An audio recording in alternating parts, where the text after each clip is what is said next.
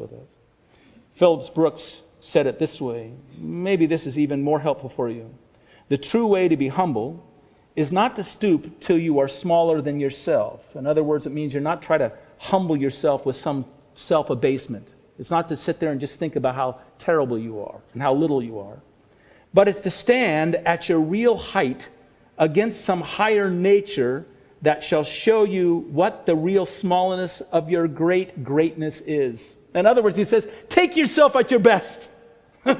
Take yourself with all your gifts and abilities, and then go in the presence of the glory and majesty of God.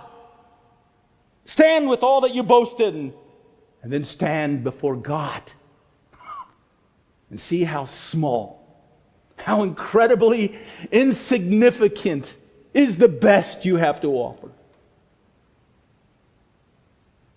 You know, when we were young men, oftentimes the things that we wanted to do in our life, we saw people doing it and thought, I can do better. That was part of what motivated us. I could do better. I could run faster. I could catch that ball he couldn't catch. Coach, give me a chance. I can do better. Put me in. I can win the game. At least that's how it worked in our imagination when we were playing outside in our house. We were always winning. You know, our imagination told us we could do it, and it's all right. Oftentimes we go on that way with God. God, give me a chance. Put me in. I could do it. God says, well, show me your best. It's nothing. It's nothing against this greatness. This is something I thank God I've lived long enough to learn. Right? It's nothing. We can do nothing without Him. We have nothing to offer apart from Him pouring Himself in us.